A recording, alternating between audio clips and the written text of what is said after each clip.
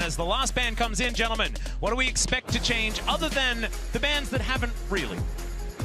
Well, there's your first answer. Kalista going to be picked up here. The Ashe was banned out earlier this time around, so now the question is, does Maokai Jace go to T1? Are they going to be interested in taking that? Rel was actually passed over. It's such a big one for Oner. There is obviously answers that they could go towards, like the Senna type lanes, like some of those aggressive lanes that we've seen with Caitlyn and Varus as well. Also wondering if they want to pick up the Aatrox here or go for the counter pick again. Zeus was such a big part of what made the previous game work, and the Renata pickup is a no-brainer that has to be taken away to both deny Chris, the champion I think he's looked the most impressive on, as well as deny specific that Kalista-Renata combo that has been so successful. Even so at last game, even with the laning phase, they got a slight lead, but it wasn't like they completely blew out the lane. But in mid-game skirmishes, playing against it becomes incredibly hard.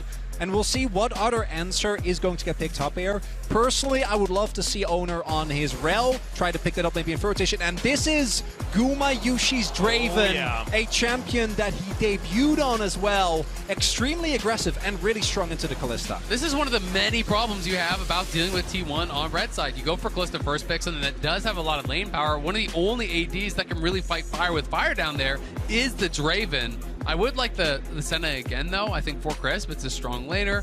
We've seen this actually work pretty well in the past also, but this is a tough lane to deal with, and have to see if Crisp is confident to go for it. It is going to be locked in here, so the final pick on the blue side here rests in Xiaohu's hands. Could be full Shadow Isles with a Maokai lock in here, but I don't know whether you're necessarily super excited about seeing a Maokai. We'll see where Xiaohu is going to go. I kind of expect a jungler just to keep these solo lanes a little bit more up in the air, unless they just want to grab the Aatrox and make sure that can't be banned away. But no, it is going to be the 3-piece Shadow Isles with the Maokai lock.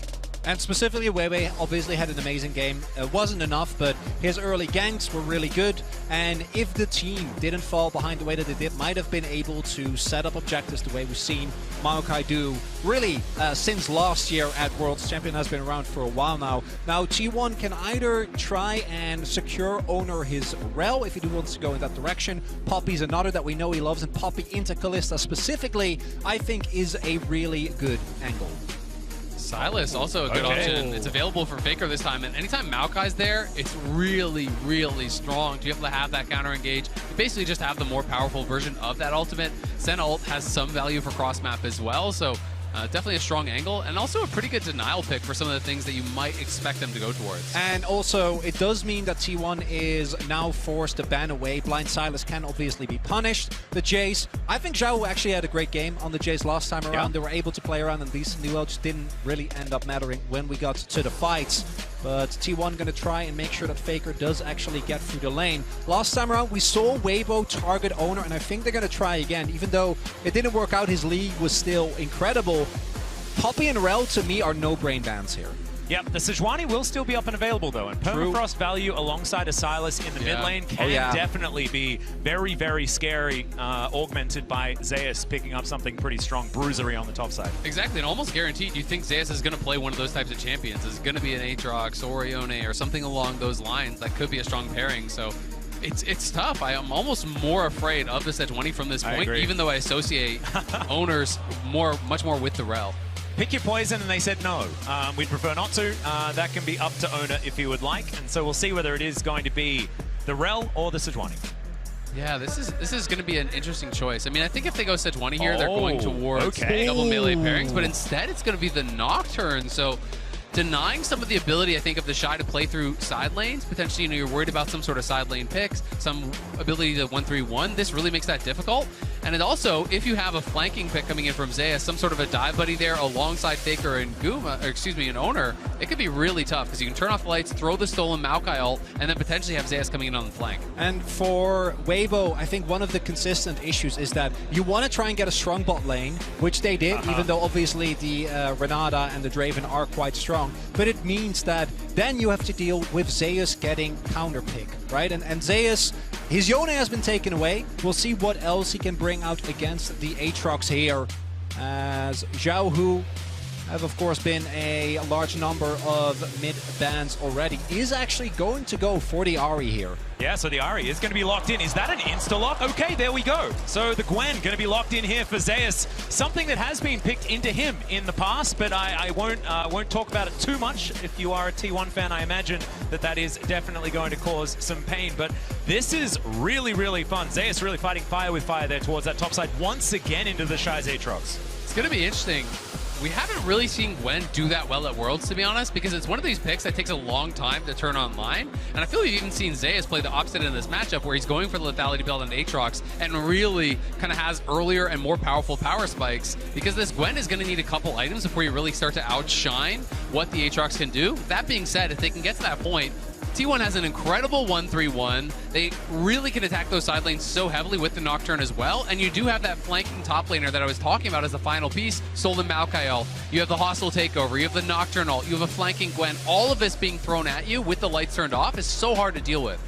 And my expectation as well is that with a lot of attention should go again towards the bot lane, we'll see how TheShy can recuperate after a pretty rough game one. Exactly right, but fist bumps have come out between our coaches. It is time to get onto the Rift for game number 2. There is match point on the line for T1, and Weibo could bring us to a best of 3 here at Worlds 2023. And I think everyone is aligned in just wanting as many games as possible here in this final. The last couple of years have been pretty good as far as games in the finals are concerned.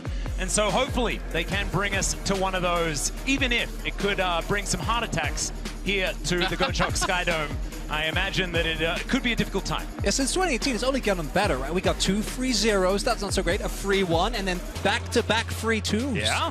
And those are the most fun and stressful. Certainly the most stressful and the most fun. Chronicler, you're exactly right. And here we are into game number 2. Weibo gathering up towards this bottom side. And T1 not going to be walking too close to where all 5 members were positioned. So no, nothing to worry about too much. And you guys can remember, you can log into your Riot account on lolesports.com and watch Worlds Live to earn exclusive Worlds emotes and icons. And we'll see whether Weibo or T1 are going to be flexing any of those here in the game. And you can see that side lane ward here from Weibo trying to maintain side lane advantage. They have to be winning out in this 2v2. They need to utilize that Kalista to be the one stacking dragons, much like T1 did last time. But T1 did take the time. Zeus went in, got that deep ward, so then I have full info on where weiwei is going to be starting. Is going to be looking for this top towards bot clear, because it's going to be this classic Weibo playstyle that we have seen so much of at Worlds. Focus towards bot with the Kalista. You have to have it. Also have both junglers pathing towards the bot side of the map, but obviously weiwei going to be way stronger early on Oner, mainly looking to cover in case they do see weiwei show up in the bot side. Do note that they do have a ward on his blue, so the T1 bot lane is very aware as, the bot flash lane already out from Gumayusi. His light's relatively low as well, but that is definitely a trade that goes incredibly well here for Weibo. Zeus also taking a fair bit of damage towards this top side. Weibo Gaming, they are not backing down yet. Yeah, it's getting spicy here early on. Chris trades out his heal, but they get the flash off Guma, the ignite off Keria. Light pretty low as well, but they can just push this in, potentially look to reset, and maybe if weiwei is coming down here, set themselves up in a great position. But look at Oner looking for this wraparound here. Yeah. Xiaohu likely can walk it out, but we'll see if he's forced to use the summoner. He's level 2, so doesn't have it. There's the flash chain. That is going to get the flash out from Xiaohu. Oner is going to back away. Will have his spell shield available.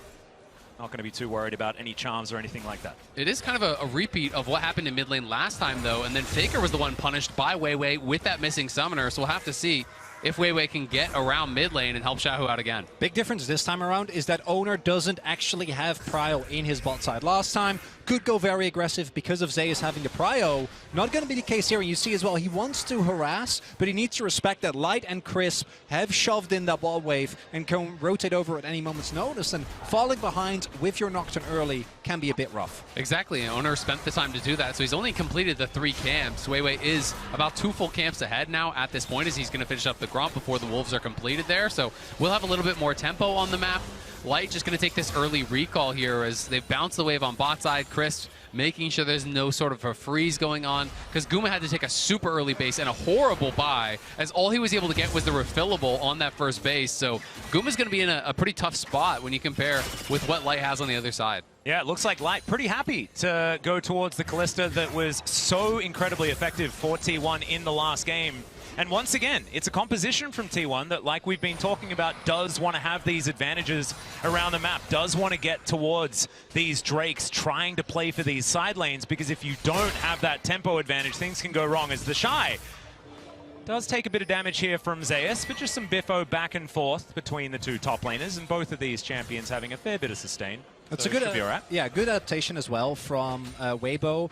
Instead of opting into Sylas ban, they make sure that the Ashe is taken away. I think Ashe in particular can make any Kalista lane really hard to play out.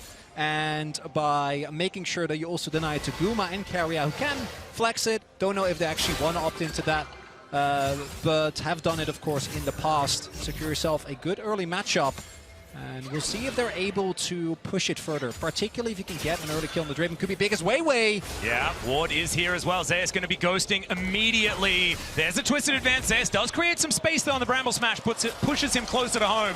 He will have to go back, and now with the Ghost on cooldown, a little bit more susceptible to those ganks. And nicely timed on the skip and slash there from Zeus. Pops the Ghost early, has the E buffered as the twisted advance comes through. So he ends up on the opposite side of weiwei, so the Bramble Smash can't knock him back, and now Oner on the invade here, trying to put on some pressure again. Ooh, that's a really high-value vision cone there for weiwei. Spots both the ward and Oner. And look at the pickaxe advantage. So there's no way that weiwei can fight. He hasn't based yet. Oner did go back to base, has that additional AD, and weiwei knows he can't win that. Yeah, and the whole time, Faker is backing towards that top side as well, and so they know they can't go and contest that Gromp. It should mean that Oner can collect himself this Wolf Camp as well. So the advantages in the jungle are continuing to blossom here for T1, but on the bottom side of the map, Light's still holding that advantage. Yeah, it's big there for T1 though, because it turns what was a really rough play, a gank towards Zeus, into a really big win. He immediately teleports back, is able to get Prio. TheShy hasn't had a window yet, and they use that to get Oner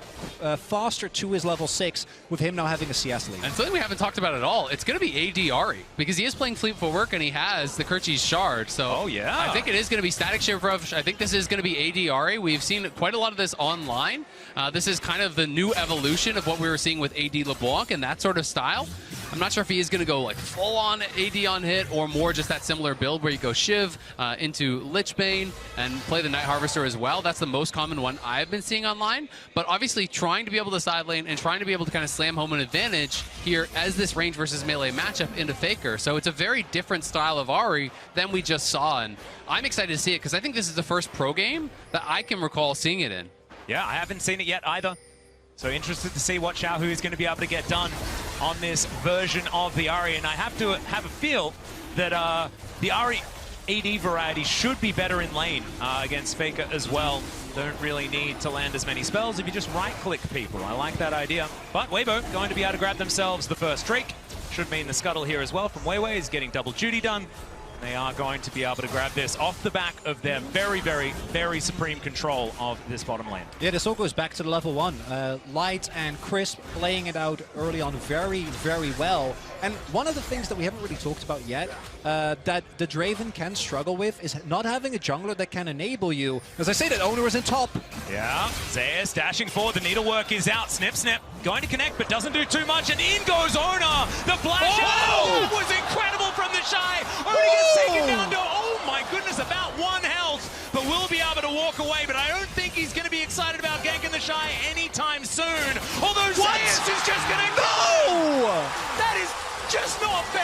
That is TheShy encapsulated the massive outplay into the overstay. He has the 1v2. He likes his odds in the 1v1, and that is such a costly death because he has no TP, gives up first blood with 2 stacked waves at his tower.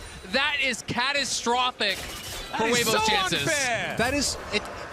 So initially he outplays it, gets the Q while dashing back, denies the fair. And then he goes back in. Not only is it Zeus getting a kill, which in this snowbally matchup is extremely rough, but it also means that Oner's first ult was a success. The first ult on Nocturne is so big, he gets his early ultimate hunter stack, he gets a ton of assist golds, and that was an unforced error. Yeah, I mean, he eat in, right? You could just stay at your tower and farm it up. He didn't want to lose the wave, but he's the one who goes aggressive. Now he's going to get zoned off the bot wave, so T1 punishing so heavily here. Yeah, the flash forward from Keria finds the handshake this time. The Infernal Chains come in, he's lit on fire, he's feared, and Gumayusi cashes in. It's TheShy getting way down in this game now as Weibo have their bot lane up top. Zeus will not be an easy dive here. He is healthy and he's got the ultimate back. They're going to look for it though. Yeah, we'll see what he can get done here. The flash twisted advance comes in, and now Zeus just trying to do what he can to stay alive. It's working! And he's going to be able to dash back towards the minions. Now Faker turns up. He's got his own nature's grasp, but Xiaohu is going to join this one, and Zeus is running the wrong direction. We'll see how much time he's going to be able to buy here, because maybe this is an execute as he heads toward the turret, and there it is. Oh my god, everything is going T1's way. It's TheShy. Now shows up in his third lane. Top lane didn't work, bot lane's not working. Hey, let's check out mid lane. Worked out a little bit better here. As you can see, Oner walks away with half of his health bar. TheShy able to win out in that one. But man, that was a lot of things that happened. Chronicler, break it down for us. And it is Weibo opting in when they've already gotten the win, trying to get too much out of the play, because yes, Guma gets a kill. The early cash in for the Draven is really rough with TheShy going down, but they got the Herald. They can play it a little bit slower, try to zone away Zeus, and then crash the Herald, get a ton of plates into light, and then try to play from there. But they try to get more, and it backfires. And I think they're feeling a little bit of that sense of desperation. You lose game one, things start going bad in game two. You feel that you need to get even more. But T1 in such an incredible spot here now, and that kill for the Draven was so critical, because Draven from behind is such a weak champion, but when you're able to snowball, it can really be a different story. And he's now 300-400 gold ahead of his opponent. Yep, exactly right. And okay, Faker diving in here towards Xiaohu. Of course, this is our featured matchup, thanks to Mercedes-Benz. And some scuffle, but not too much more than that. We are just going to back away. So I got a little bit overexcited. That is fine. Keria going to be snared here for a moment. It's Gumayusi down here, like you say, with that extra money. But his Draven didn't work out for him. Last time he played it, of course, in the finals against Gen G. Hasn't played it this tournament yet, though, and this is one of his favorites. And next comes the setup for the Ocean Drake. Weibo already picked one up early, and with the Kalista, I really want to try and opt into this. We haven't really talked about the scaling aspect between these two teams. I think that both teams have some parts that feel like they scale really well, particularly the Senna, and I think that Maokai remains very high in value just by the virtue of his ultimate. But on the flip side, particularly with Zeus already getting ahead and Oner starting to stack his ultimate hunter, if Weibo don't snowball objectives early, I think it's going to be such a nightmare trying to play into this T1, because they can get so much in the side, and collapsing becomes really hard because of the Nocturne. And the build from Xiaohu, I'm finding a little bit confusing, because he did start with the Kershi Shard, and now he's going into what looks like a Leandry's here. So it looked like instead we've backed off like 5 patches or something. I think we've seen this before. It reminds me of what Showmaker used to do. I think it was LeBlanc. It might have been Ahri versus Galio, where you go fleet and early AD just to have an extra edge in lane. Yeah. But it is a lot of gold that you invest, and as we can see, Faker, not even taking into account first strike gold, has been able to stay on parity on the Sylas. Absolutely, and it's going to make it that much more difficult when you're talking about in the 5v5s, dealing with Guma and dealing with some of these champions in the backline that he's going to be trying to burst down. That job becomes that much harder when you don't have the extra electrocute damage, when you don't have that early mythic completion. But it is going to be Weibo taking the second dragon here. We know it's not going to be a Chemtech Soul, so it should be a good one.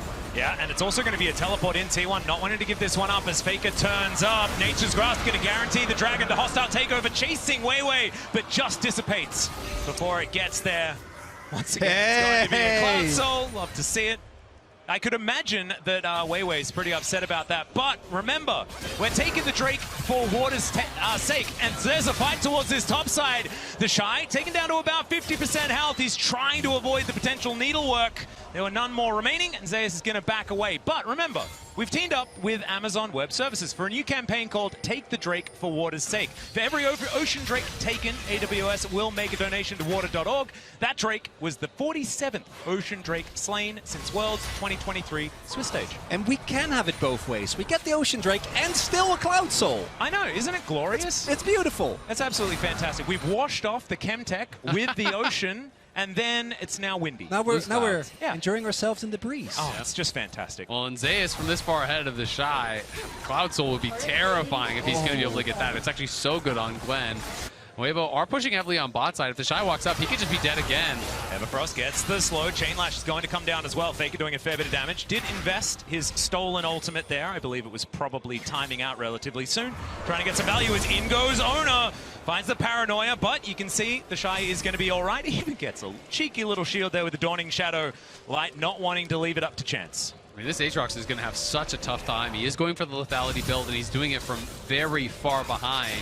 You know, closing in on 40 CS deficit. He is going to be obviously able to pick up some of this to even that out a little bit, but the additional kill is also in Zeus' pocket. And this is a matchup where, as the Gwen, when you get through those earlier stages, you can outscale. When you're getting towards multiple items, it just kind of gets better for you.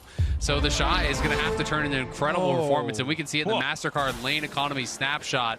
It is heavily favored towards Zeus, who had a really good game one and is set up for success here in game two. And I tell you what, if you're a Zeus fan, you're feeling absolutely fantastic that he's having this kind of performance in a final. Because these have been the times where he has crumbled in the past, and so far it's been back-to-back games where he is the guy. And this has been the story for this T1 roster. You know, they have been so close so many times. 4 times they have lost in an international game 5 and not been able to claim that big title they've been chasing, but Zeus showing up so far. Yep, another teleport to come in here as they do manage to secure this Rift Herald. We'll see whether Weibo can get themselves out of here. Light going to be hostile takeover, but he's the only one, and now Zeus looking for the target. Faker dives in though as well. He's going to collect the first with the help of Oner. TheShy goes down, the rest of Weibo will scatter, but they do get the objective and only lose 1 for now. And Weibo gonna be happy that at the very least they did get the Herald, but they did have to invest a lot. Teleport used by T1, but outside of that, and Gumayusi's clan's not too much. Look on the other ends. No flash for Weiwei, no flash for Light. Those are going to be big cooldowns in the possible fight for Soul Point that I think Weibo was going to be looking for in about 2 minutes. That stolen Maokai ult from Faker got incredible value. Weibo was kind of panicking. They had to make a run for it here. You know, Weibo are able to secure it, but it's Faker on such a good angle, coming in from the top of your screen, able to find this stolen Maokai ult. Weiwei uses his to just try to disengage the hostile takeover, but look at the angle here from Faker. Everyone from Weibo sent packing. They're trying to line up to avoid it, but the flashes have to be used. And that is with Xiaohu doing so much heavy lifting. Keeps Keria and Guma out of the fight. Keria was also unable to hit anyone, and he's giving me really big barrel energy with the amount of things that haven't been able to hit. But even with that, because Zeus is already accelerated and Oner and Faker are there with him, T1 is still able to push their lead aggressively and get more gold onto their carries. And similar to how we saw last game, Zeus building, he's building more towards that side lane. He's going to be going for Nashor's second. It's not going to be Cosmic. It's not going to be Zonia. It's about that 5v5 straight up. So this is going to give him so much power in those side lanes. They have Oner behind him, and they're going to continue pressuring these side lanes constantly. When you're winning that 1v1 heavily, as long as Oner is there to back you up, you're never going to lose the 2v2. Oh, this is so difficult. Dustbringer is going to connect. They do have to use the ulti, and that is going to do it. Dawning Shadow does fly forward there as well. And once again, they just have to get out. And I believe, did Oner even use the ultimate? No, and that's going to be the fight for T1 looking way better, right? 25 seconds till the Drake spawns, and now Crisp doesn't have his ultimate, and neither does Xiaohu. It's going to be really tough, and the flashes aren't going to be up either. You look at Light, he's not going to have his flash. He doesn't even have his cleanse yet. This feels like a really tough one for them to fight, and Zeus is going to be able to knock down this turret on the bot side to get even more gold in their pockets prior to it. Snip, snip, snip, and down goes the turret. That is the first one of the game. He is looking completely unanswerable. He is so far ahead in the majority of metrics right now, as the Rift Herald is going to park itself in the mid lane. Immediately, that turret bot lane should be answered, and there goes the charge. So T1 are going to lose one, and the more important one, you'd have to say. But still, I mean, who's going to do stuff about this? The lady with the scissors. It's also Zeus getting a turret, the nice first turret, which would be some much needed gold for Weibo. Now they're going to try and contest the Drake with very little vision. Well, Zeus on a flank angle here as well. Crisp going to be spotted, but he does put that ward down. That is going to get there. The Drake going down very, very low, and now the paranoia comes in. Faker looks for the Spirit Rush, and he does find it. The hostile takeover is massive as they get rid of Light immediately. Weiwei taken down for the double kill for Oner. Xiaohu now trying to get some damage in the back end. It does take down the Nocturne, but it's Chris fighting on the bottom side of the map, and Gumayusi is going to cash in once again, and T1 wipe the fight. And it's T1 winning everywhere. The fight breaks down into multiple skirmishes, and they outplay, they outfight, they get all the kills. It is 7-1. They're going to take the dragon, the only thing that was working for Weibo in this game.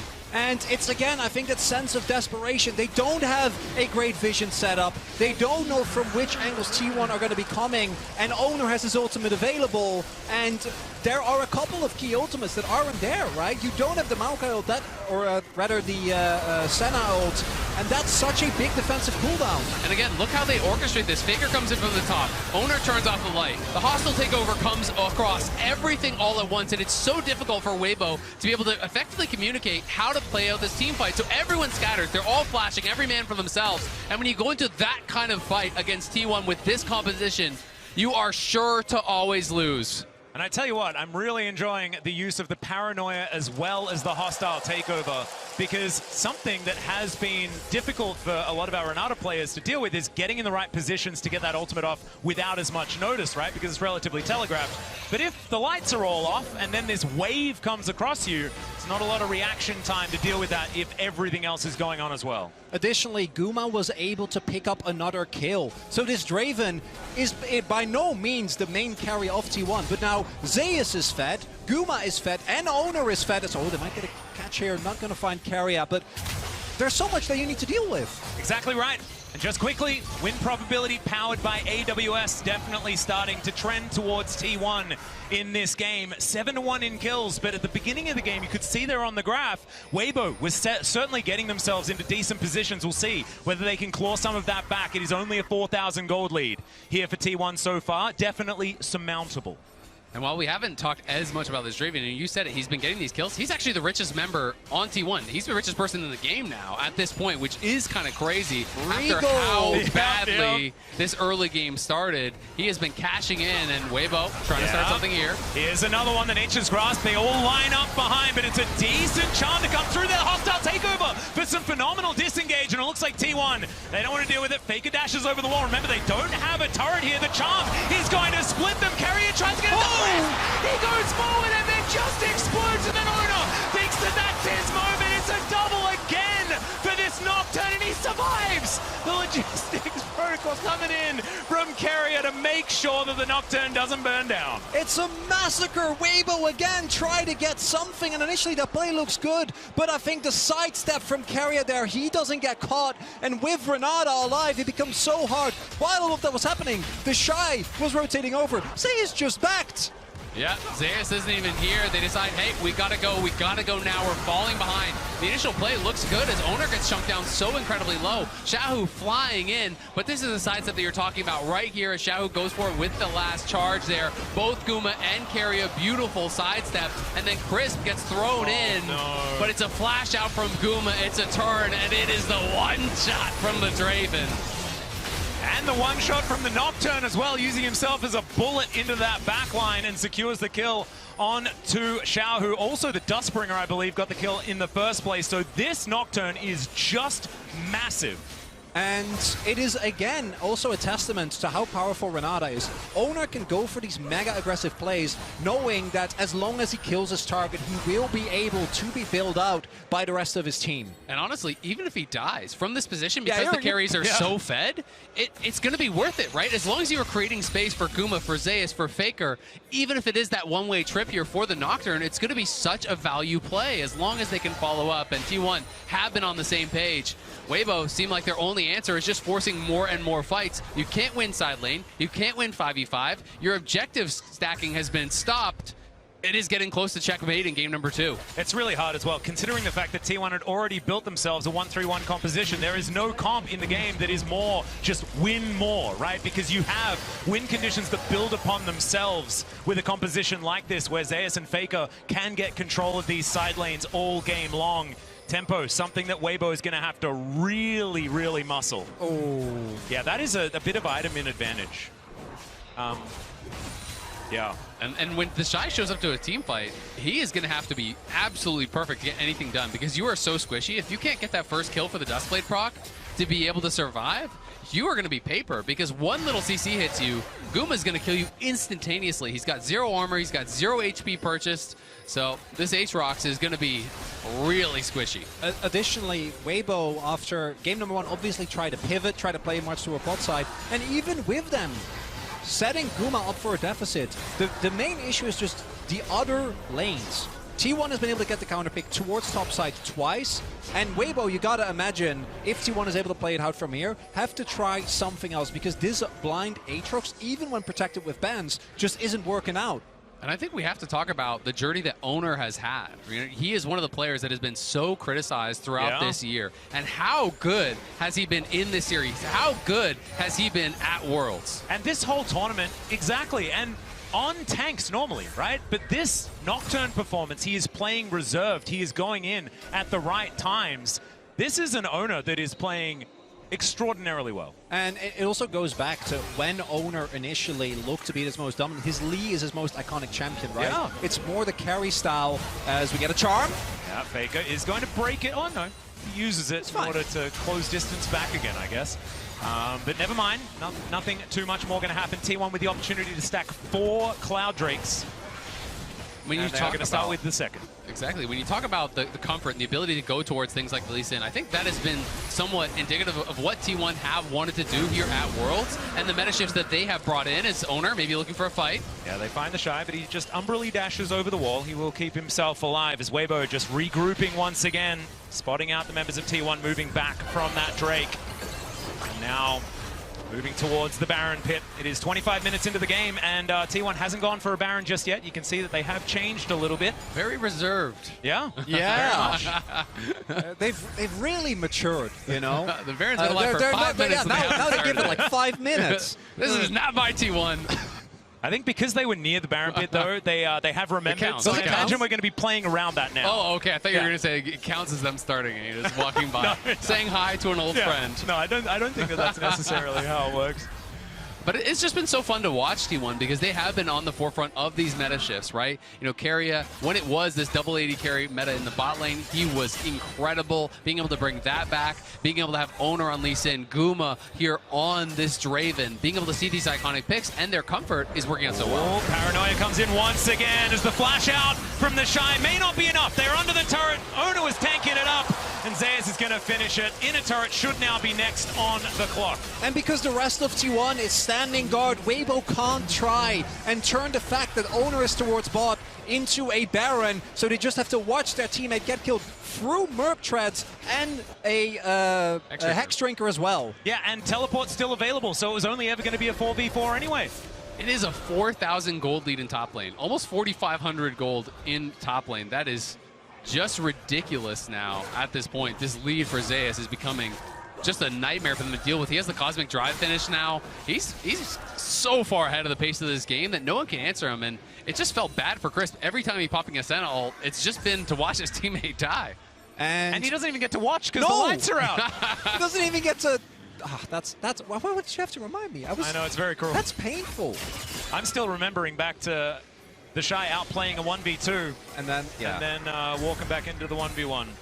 As Oner is going to get charmed. It's a decent amount of damage, but he is very far ahead, and he will just be able to wander his way out. And the problem for me now is that reactively, the Weibo comp, individually they can pick up very well, but if you don't get to the objective first, it becomes very hard to contest, and right now that's not the case. Yeah, they're definitely not there first. The Baron is down very, very low. There's the Paranoia as they look to try and burst down the Baron. They do collect it, and now the hijacked ultimate comes through from Faker. Now Zeus dives in. He's taken matters into his own hands. He hasn't taken any damage. Weiwei has to run away. He gets thrown back by the Bramble Smash, but the damage is already being done.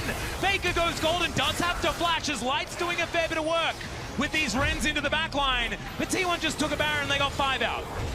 And Gwen truly is immune. Zeus doesn't care, dives into multiple people and uses his lead very aggressively. And this is where I think you really see the goal difference. Weibo get close in a couple of situations, get some health bars low, and if they had items that might have been enough, but instead they just have to watch T1 walk it off. The only thing invested is a flash and a stopwatch from Faker. Exactly, and weiwei just can't actually close the gap to even contest the Baron because the hostile takeover comes through, then the stolen Maokai ult comes through. By the time he's out of CC, the Baron is already gone, and Zeus is running rampant in the back line. T1 just getting further and further ahead. Guma still doesn't even have boots, by the way, but he does have a Bloodthirster and 3 items. Okay, yep, Gumayusi just having a good time, and he knows that he is not the main character necessarily. He's just been able to sit back. And it's because of the Glow Drakes! And, it doesn't need boots! Oh, that is true! Everyone's Cassiopeia on T1 now. Be prepared. Everybody else actually bought boots, though, which is a little bit of a shame, not making up for it. The Rebel Baron power play already at 2-2, 2-2. That was actually cool that I looked up at the top there when it was a whole lot of 2s. Nice. And 1 minute until a potential soul point for both teams. T1 at a 10,000 gold lead, though, or at least very, very close. Should be able to grab advantage and secure that for themselves. And this is the problem. Once you fall behind against a 1-for-1 comp with a Nocturne, like, what do? If you try to collapse, Nocturne presses R, you don't know how many people are coming, you don't know how many people are responding, and T1, they're looking for more. Yep, Xiaohu already taking a bit of poke damage. Light will turn up. As 4 members are here, teleport event not available for TheShy, but they dive in, the turret goes down, the needlework just rips the Senna to shreds, and Zeus just by himself destroying everyone! Hostile takeover comes in, Light has the cleanse, but you can't cleanse death, it's a triple kill for Zeus, and they'll get to work on the inhibitor. It might just be the game right here.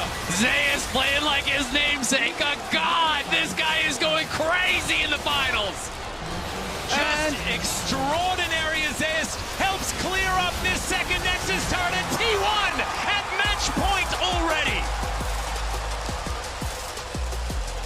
And by the end of that game, the kill score is 1-14. That was a little bit even more one-sided than the last game, and T1 really on the back of Zeus, the man who had been performing less good, we should say, in some of these finals in the past, really showing up here today. This is exactly what we've been touting for this guy for so long. But T1 are 1 game away from clinching their 4th Worlds title. But before we get into break, let's have a look